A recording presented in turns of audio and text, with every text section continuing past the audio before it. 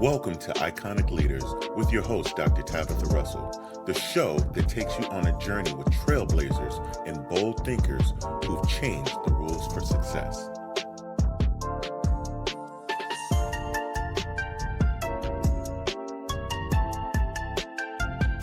Hello, everyone, and welcome back to Iconic Pioneers Podcast. I'm your host, Dr. Tabatha Russell. In today's session, we're going to talk about you can't heal what you hide and how emotional intelligence makes you more money. You see, the leadership edge no one's talking about is emotional transparency as a competitive advantage. And I know that there's a lot of ways that we can talk about emotional intelligence, but on today, I just want to break it down this way because it's a powerful one, not just for your brand, but for your internal world, right? It has the opportunity to really allow you to go deep, as well as internalize the information that you're sharing. So let's talk about the things that's not on the flyer, right? Let's talk about what's not listed in the speaker bio or the personal proposal. Let's talk about emotional intelligence and why your ability to be honest with yourself is the next level of your wealth strategy. Because here's the truth: you cannot heal what you hide. And if you can't heal it, you're going to lead through it, right? And when you lead through unhealed trauma, you build systems that look successful, but it feels suffocating. So let's go there on today. I want to start with something raw. There was a season where I talked to some speakers, trainers, coaches, consultants that are doing things at a really high level where everything looked polished. Like the brand is clear, the programs are booked, the clients are winning, but behind the scenes, they're emotionally exhausted. They're serving from performance, but not from peace. They're reacting, but not responding. They're leading while bleeding on others. Why? Because they haven't yet discovered that internal stuff that's going on, right? They mastered the stage, but they hadn't learned to sit in or with their story. And that's the trap. We think that we can build without addressing the buried pain. Sometimes we think that we can scale and do it successfully while skipping over self awareness. Can I just say that for you to be a successful leader, you need to lead from the front. But what you bury doesn't die, right? It breeds dysfunction in silence. Sometimes when we try to, just cover it up, the problem is still there. The issues, the challenges are still there. So there's a cost of emotional hiding. So let me give it to you straight. Emotional avoidance can get expensive. And I'm going to say it is expensive. According to a study from Talent Smart, people with high emotional intelligence make 29,000 more per year on average than their less self-aware counterparts. Now, to some people, you might be saying, 29,000, where other people are saying, yes, 29,000.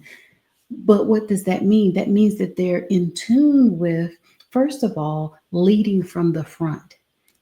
But yet, some others spend thousands learning sales funnels, for example, but won't invest 15 minutes to sit with their emotional blocks. Can I just say that that is counterintuitive? So let's break this down.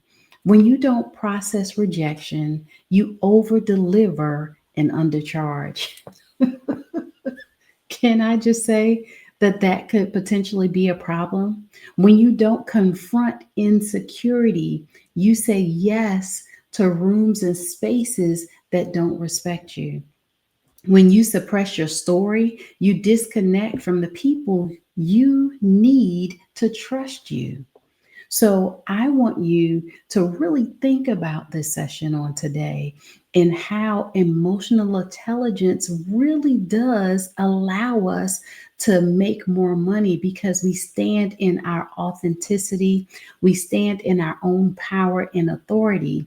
You don't build brand authority through perfection. You build it through emotional transparency that gives people permission to believe you, to connect with you. So let's connect this to the marketplace now. Emotional intelligence is the currency of influence, and influence is the currency of trust, and trust is the currency of conversion. This is how it all comes together: influence, the trust, and the currency of conversion. So, when you develop emotional intelligence, here's what shifts. Number one, you negotiate better because you know your triggers and you don't flinch at the silence in the room. I used to hear something where they say the first one to talk loses. That's a true statement. Now, number two is that you position yourself to sell better because you understand how your audience feels and you're able to speak to that. And then number three is that you build better teams, as well as you build teams better because you lead with self-awareness and not ego. So you understand the people that need to be around you to help you to be the best version of you, as well as you help others to be the best versions of themselves so they show up better for the team. And number four, you create more effective messaging because you're rooted and you have a solid foundation and you're not always so reactive because you're proactive, right? When you learn emotional intelligence, you learn how to identify and address the needs of your clients as well as your audience, especially for those that are speakers. When you're going out, you're consulting, you're training, you're speaking, you're delivering a message, learn how to read the room, right? And those that are in there, as well as what's needed for that time period. Now, EQ is not soft. It's strategic leverage. Some people try to get that confused. And if you're not sure what emotional intelligence is, can I just say, go ahead and look it up for yourself, right? Learn how to address the needs of your people, and I promise you your income will change. The question is though, have you allowed yourself to evolve emotionally the same way that you've evolved professionally? Now, I know that that can be a sore point for some people because look, some of us, we dress it up, right? We put the smile on, we got the walk down, we got the confidence look. However, on the inside, there's some things going on that needs to be addressed: the hurt, the sadness, the depression, all the things that's happening. When you take the time to understand the involvement, the evolvement of emotional intelligence the same way as you do professionally, you'll see that it is important that the two match, right? When the two are not in sync, there's a lot going on there, and that causes chaos and confusion, not just for you, but sometimes even your clients, right? So your vulnerability is your value. And let me tell you this, what makes people remember you is not just your strategy, but moreover, it's your humanity. We buy from people who make us feel something, right? We trust leaders who show us where they've been healed. And we follow those who led us into the parts of their story that still carry some scars, not just the success. Because if everything was a bed of roses, can I just say that everybody would do it? More people will own businesses because being a business owner, being a leader is not for the faint of heart. But here's the key: You don't have to tell everything. I'm not saying to just put it all out there, but you do have to lead with emotional honesty, the parts of the story that you do tell. And people don't need perfect, they need anchored. They need to know that there was a problem over there. However, this is not that.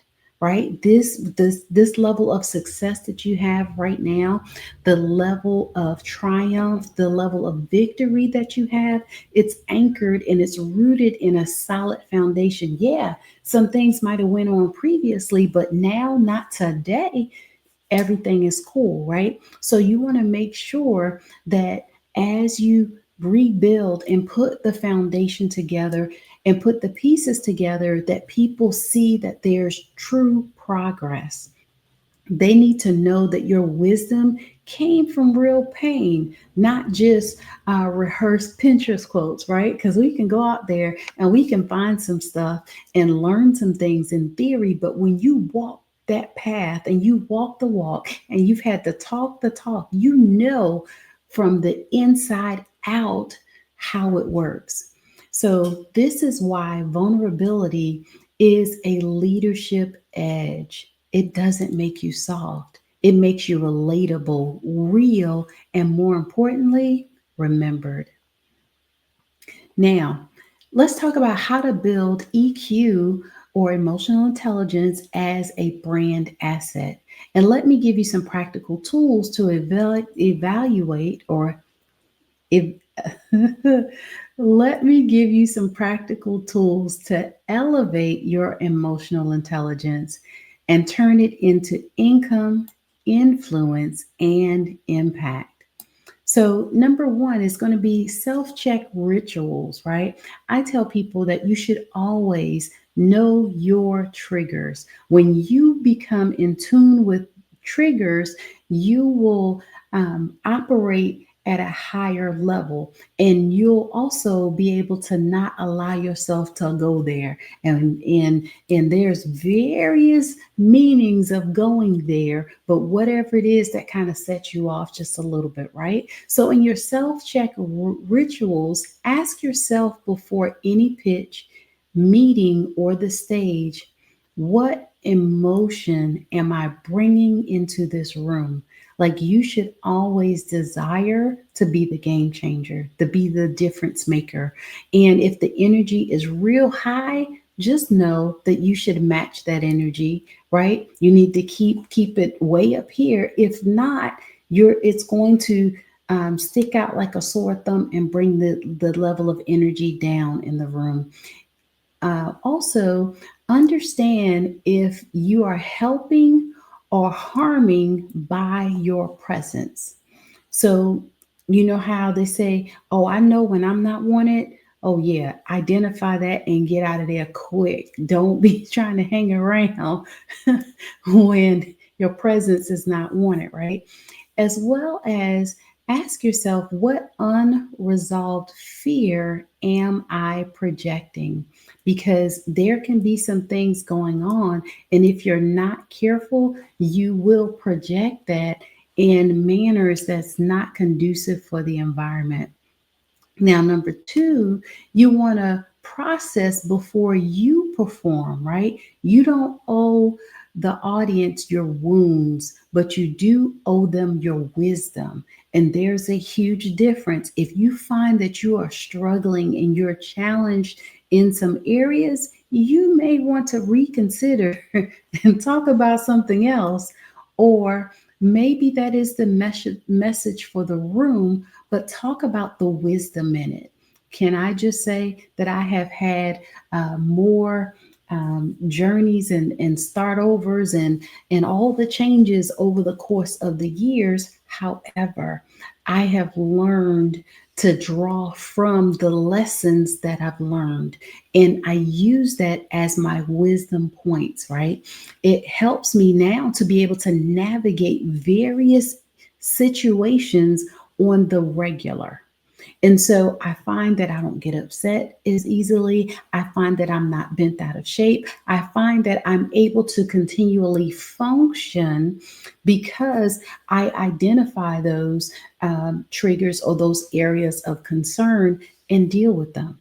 So, number three is going to be use reflective storytelling. When you tell your story, share it from the place of healing, not just from the hurt, and tie it to lessons.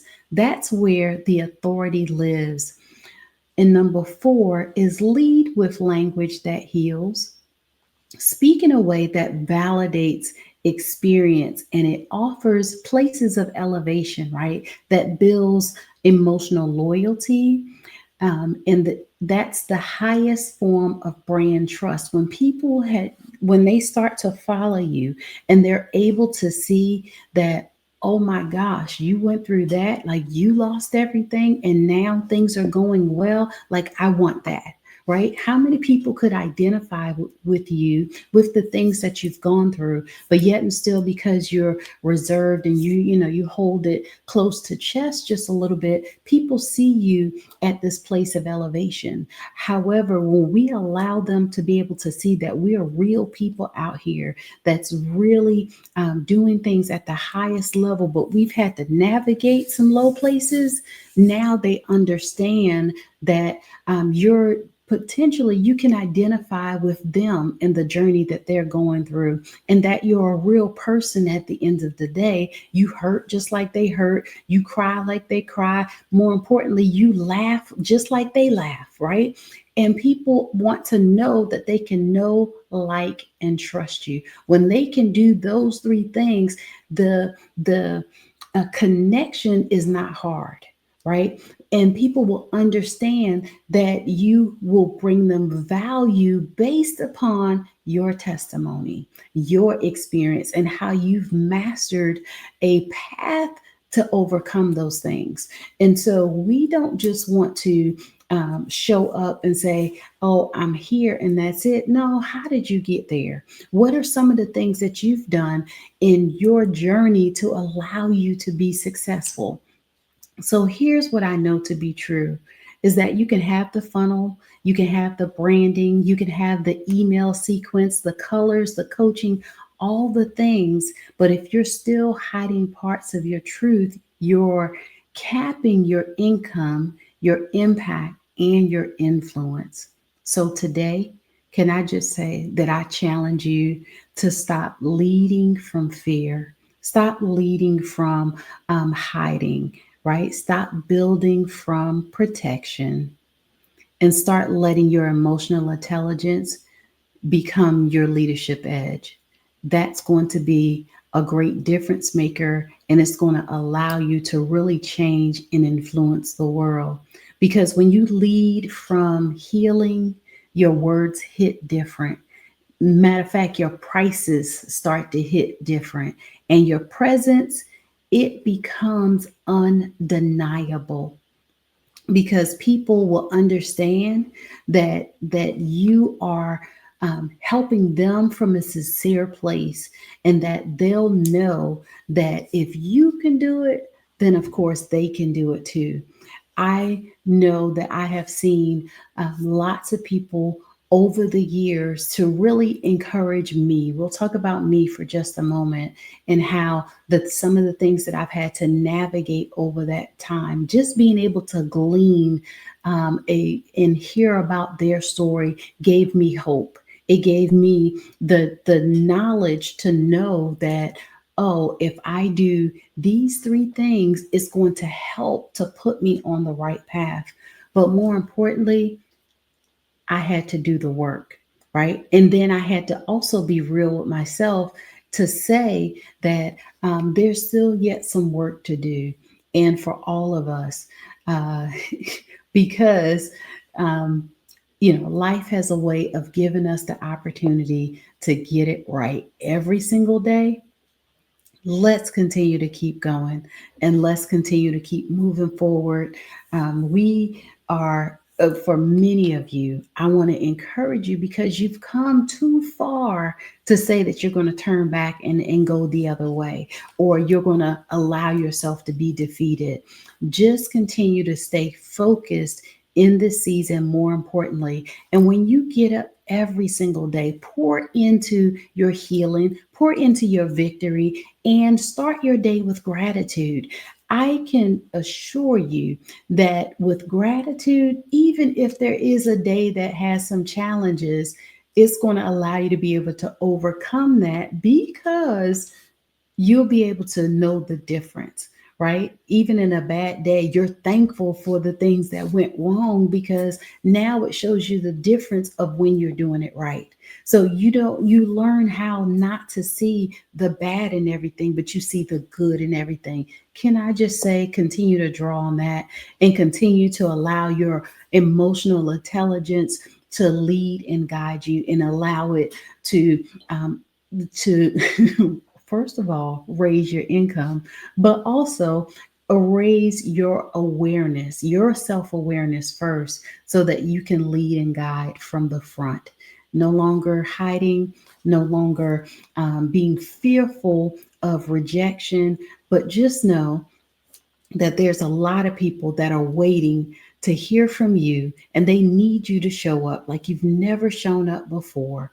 And I know more importantly that you can do it. So thank you for tuning in to the Iconic Pioneers podcast.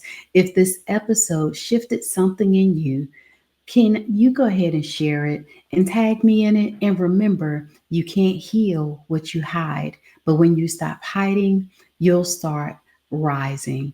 I'll see you in the next episode. Thank you so much for joining me. Take care.